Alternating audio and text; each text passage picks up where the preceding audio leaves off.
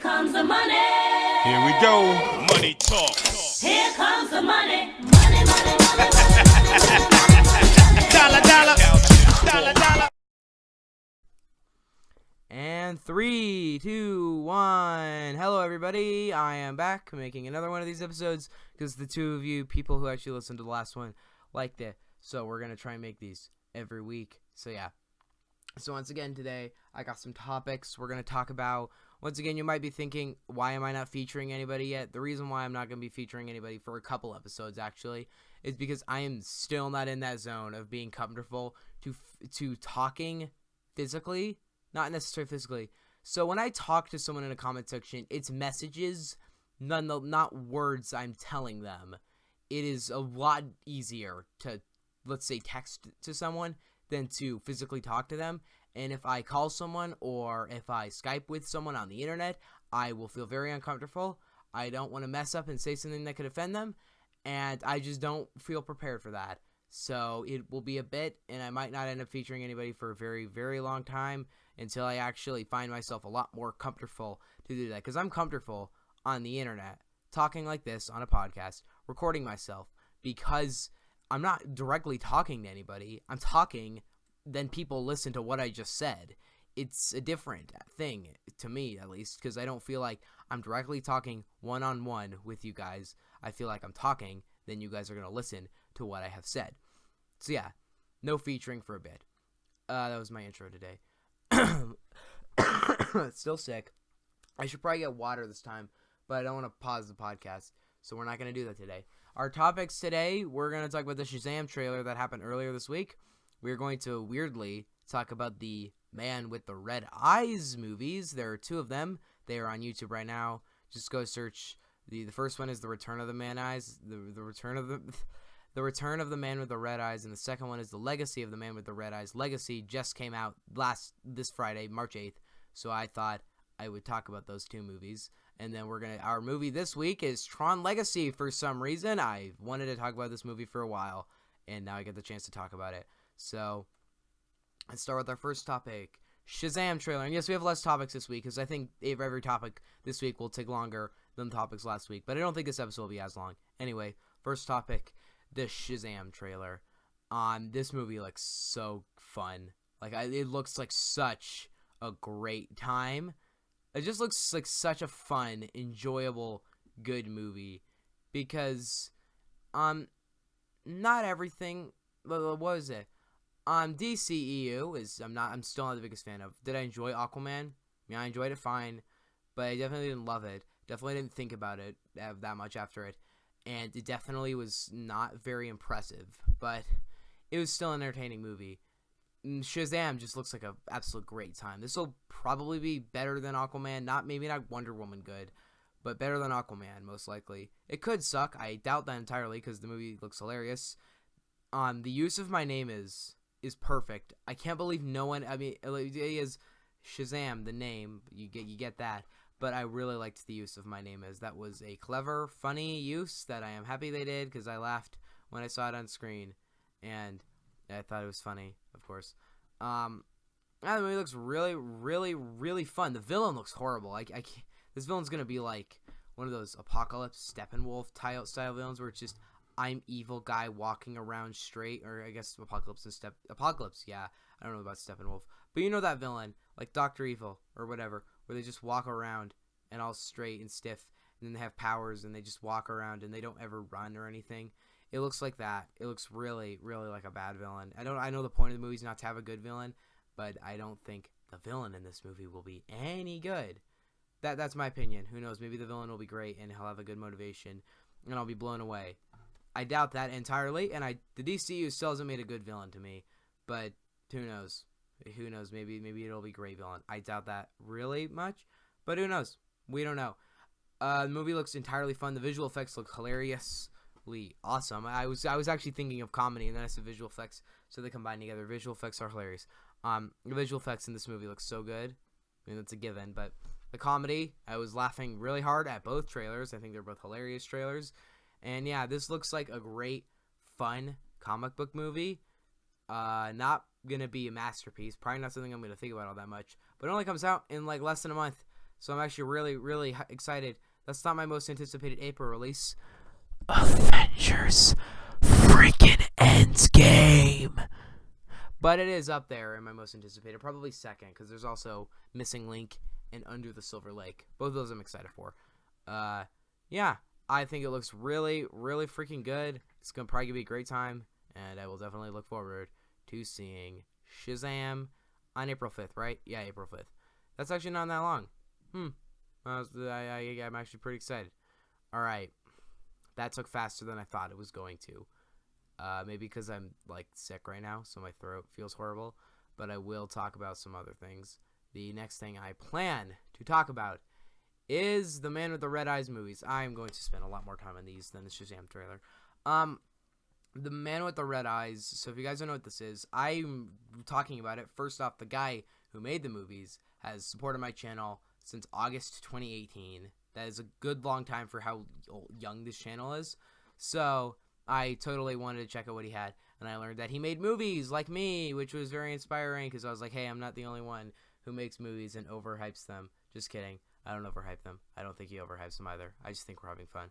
But it really, watching the movies, both of them, they're definitely longer than my movies, and they have kind of inspired me to try and make a longer runtime. Night Owl, by the way, Night Owl is our longest movie by far, just saying. But Hitman's Code, Jaeger, neither of them are long at all. But they're longer than our other movies, definitely.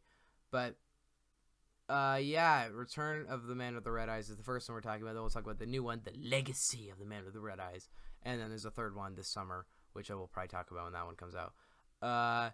Return of the Man with the Red Eyes. I surprisingly had a great time watching this movie. It's not an ironic great time, actually. It's actually a good movie. I know. So a video. So essentially, I think the entire movie is filmed by him. I think he's the only cinematographer in the entire movie. His sisters do appear in the movie, or I don't know what his relation to them in real life is. But what I do know is in the movie, it's about a guy named Christian Paystrup, and he's a normal dude, but he's being followed by this guy called the Man with the Red Eyes, which is an interesting thing, because I actually learned that this movie, from this movie, you can tell that it's based on A Wrinkle in Time. I think the Man with the Red Eyes is a character from A Wrinkle in Time, which is an interesting thing to me. And you might be thinking, oh my god, you hated A Wrinkle in Time. No, I love A Wrinkle in Time. I love the book. I hate the movie, but I think that the ideas that, I liked some of the ideas. The book is a brilliant, really well-written book. One of my favorites. It is such a great book. But here, he takes the idea of the character, the Man with the Red Eyes. The It is in it. Not It, the clown. The character It. And that's basically, Tessering, all that stuff is in it. And I'd say a spin-off. I think it's a spin-off of A Wrinkle in Time, and it's in the same universe as A Wrinkle in Time, but it's not a direct, connection to it very much. The best we have is it's in the same universe. It's kind of like, let's say you make a financing economic drama or let's say you make a movie that's about a guy getting super rich off of stocks. Yes, I'm basing this off of The Wolf of Wall Street, but it's a guy, he gets super rich off of stocks, and the movie is entirely takes place in the Marvel Cinematic Universe at the same time, but it's a completely separate side story. That is essentially what this movie is. Or let's say in the MCU, there was some random solo. Let's say Captain Marvel doesn't connect. Okay, I'm actually going to use Doctor Strange, because no, every character in that movie is a new MCU character. But just imagine Doctor Strange wasn't in Infinity War, and that's it. He was just in this movie, and that was it. That's kind of what the Return of the Man with the Red Eyes. I'm still confused as to the return part. At the beginning of the message is saying, all the reviews I've made, this is kind of a sequel to those, which I've never watched the reviews. Maybe I should, but I liked that element. And yeah, Return of the Man with the Red Eyes. I actually kind of suggest this movie. Considering what we have here, we have a movie filmed by one person that possibly, this is me theorizing here, because what I could tell from watching it, it's a movie filmed by one guy, and his sisters are the actors in it, or the characters are the sisters. I don't know the relation in real life, and I'm not going to assume the relation in real life, but it's really made by one person. There are two other people in it, but really, the entire part of the movie, and the sequel, is entirely made by him. It's only him, but I really dug on the almost joy or almost direct entertainment I got from the movie. It was weird, and it's lifeful. Like, it has life in it. It's such a fun... It's not supposed to be fun. I know that. It has a darker tone. But it's a life movie. Like, it has a lot of life in it. It has energy. And I really liked that. Because this movie is actually better than a lot of movies I've seen this year. I like this more than I liked Replicas, no doubt. I like this more than I like Escape Room. I like this more than I liked A Dog's Way Home. I'd even say Happy Death Day to You. Alita Battle Angel. This is better than these millions of dollar blockbusters, because there's so much life and fun in it, and it really, really caught me. And I was it's not perfect. It has a lot of cliches in it, which is fair. I can't criticize it heavily at all, so I guess I can say it's a perfect movie because I can't criticize it heavily. But what I can say is this: what do you expect that you're gonna get from a YouTube movie? I mean, I know that people can make great YouTube movies, but what do you really expect from a YouTube movie? What do you expect from a KFDM Studios movie? They're not good movies, but I don't know if actually our movies are breathing life. It's a bit weird. I have to know what other people think. But what I can say is that these Man with the Red Eyes movies, I had a great time with both of them because they're both breathing life and entertainment and fun in them. Legacy... less of, but there's something that Legacy did that I really dug. I really like The Return of the Man with the Red Eyes. It is simple, it is fun, it is entertaining, it is really low budget, it is weirdly not, like, laughable, ever. I mean, I think there was attempted comedy in here. Yeah, there was, but at least I can't remember. But the actual, I usually expect KFDM Studios movies, they have some hilarious moments in them. Like, they are sometimes really funny, but in this movie, there's not much of that. There really isn't much of that. It is fun, entertaining, believable. Weirdly enough, The Return of the Man with the Red Eyes came out last year, and I'm not going to be ranking these out of 10 ratings, but because it's really impossible to rate these movies. But I really enjoyed Return of the Man with the Red Eyes. Watch it. Now we're going to talk about the new one, Legacy. Probably going to spend a lot more on Legacy. Oh, we're actually talking about two movies called Legacy. We got Tron Legacy and Legacy of the Return of the Legacy of the Man with the Red Eyes. Not intentional. I actually did not mean to do that. I wanted to talk about these Man with the Red Eye movies since the new one had just released. But then again, there's also... I guess I'm talking about Tron Legacy as well today. Yeah. What is it? We're talking about the Legacy of the Man with the Red Eyes is good. It is good. In fact, it is freaking really good. I don't know. It's not the same as, weirdly, this movie took a path I didn't expect it to. From the trailers and stuff, which I was seeing before this movie, I was weirdly thinking, okay, it's just some sequel to Return of the Man with the Red Eyes. Okay, whatever. The trailers weren't really making sense to me. All it was making sense to me was another man with red eyes. That's all that was making sense to me.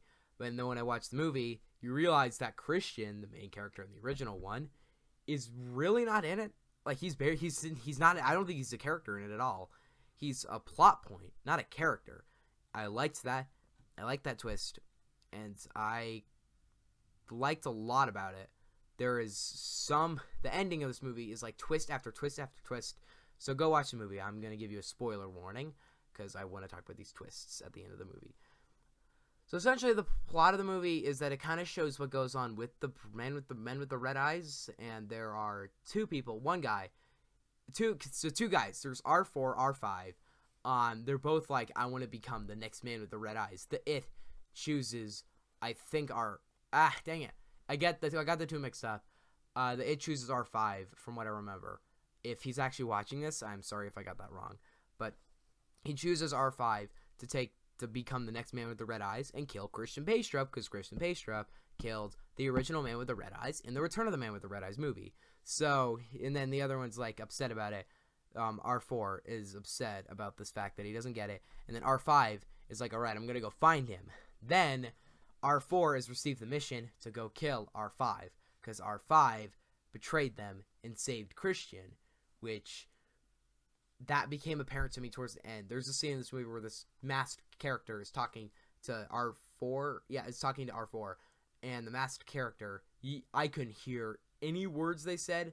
The only way I could pick up what was going on was R4 saying, R5, my best friend, like he's gonna have to kill him, and I could pick that up. But essentially, R4 goes, he has to go kill R5. There's a fight that breaks out, and right before R4 kills R5, R5 reveals why he didn't kill Christian, and I liked it. It was essentially, this is actually a really good twist. It's a well-made twist. It's essentially R5 sitting there, he says, I saw him with his family, and I, like, couldn't kill him. He was having, it felt horrible. It felt wrong to kill him. I don't know if that was exactly what he said, but the point is he didn't kill him because he was with his family. And then R4's, like looks sad, and then he shoots. Talk about that later, and why I don't entirely love the outcome of that situation. Hopefully it becomes good in Era. But anyway, then it cuts to R4. Now R4 has become the man with the red eyes. He goes back to his house or whatever. He goes to some place. I'm not remembering where. And I'm losing breath. It is revealed that the man with the red eyes in the first one is alive, and then he's more powerful now. And essentially, the original R3, I guess, is actually now the It. That's a good twist. That is a good twist. I was not expecting that. I liked the twist as a whole, and I was like, I didn't see that coming. I like that. And then R4 has this breakout of like, I don't want to become it. And then he's like, yeah, I'm going to become the man with the red eyes now. And he's like not happy about this. Then they're like, destroy Earth. And then this is where the movie I was kind of broken, and I didn't love the way it wrapped up. So Earth is blown up. From what I could tell, Earth is destroyed. I don't know why. Hopefully that plays better in Era. But then it is revealed that when R4 killed R5, he actually shot him in the eye for some reason, and he didn't kill him. But one thing, okay, so here's my problem with this. First off, the destroying Earth thing, I don't know what to think on it. It's weird because I'm like, did Christian live through that? Did he escape? Is Christian just not in the next one? Did he kill Christian at the end? And the Era of the man with the red eyes is a completely another story that I'm not getting. I'm still confused as to why. I don't think Christian's dead. I think Christian will come back in the next one. But I'm still confused as to that. And with the twist of him still being alive, the one he shot, it took me off because I really liked the development R4's character had, where it's like he didn't become it. When he finally became it, he had to kill his best friend for it. And he's like, this wasn't worth it. And then all of a sudden, his best friend actually alive. And that I just didn't like that as much. I feel like it would have helped R4's character a lot more if it was just to get more developed. It would have developed his character a lot more, make him an actually pretty interesting character, a scarred, ripped apart character.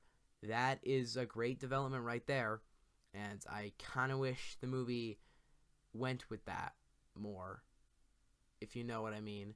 I kind of mean that I wish that twist was not there, and I wish that character particularly was just dead now. And maybe it'll come into play in Era. But yeah, Legacy is better than Return. And the reason why I say this is because Return didn't blow me away. I was caught off guard and surprised by Return, how much I enjoyed it.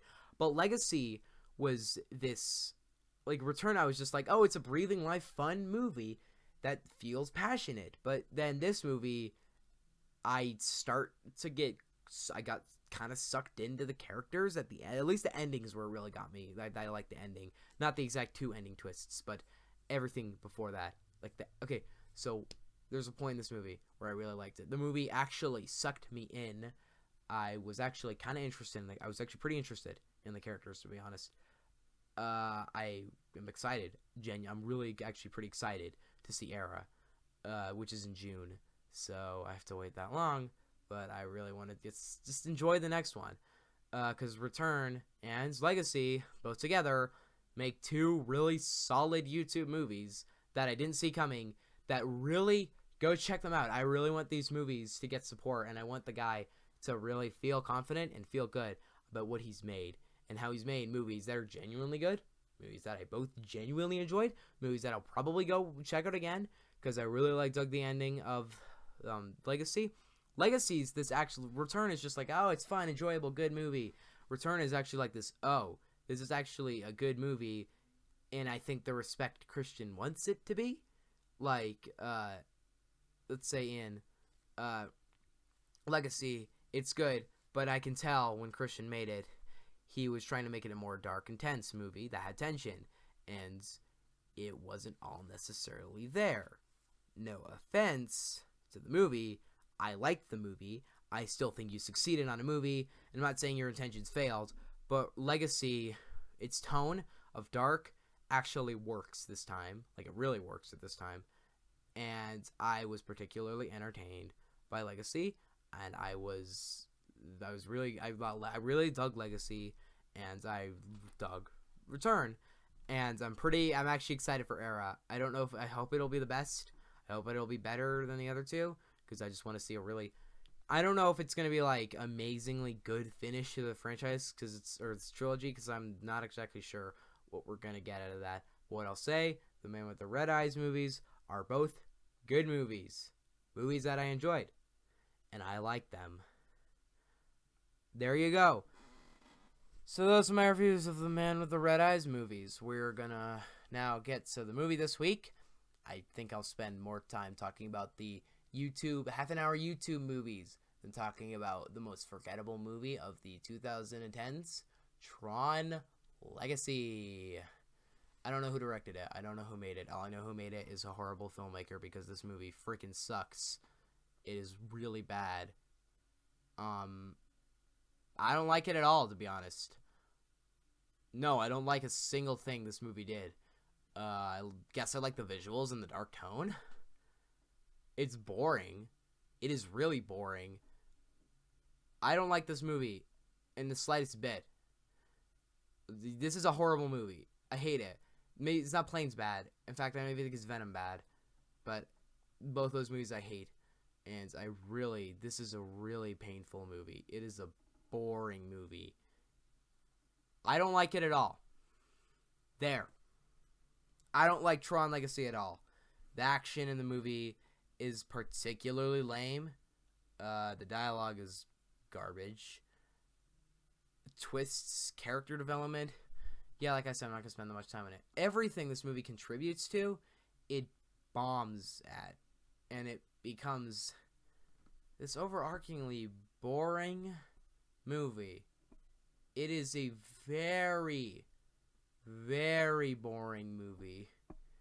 I really don't know what to say. I kind of hate this movie, and it shouldn't exist. There should not have been a Tron sequel. Now, there are elements I like. I guess the visuals are fine. That's the best I can say. There are a lot of visuals I do quite like in this movie. The action in the movie, like I said, is particularly boring, but sometimes it is cool. The discs were a lot better in this. The original Tron, for me, I don't like. There, I say it. I said it. I don't like it. I think it's bad.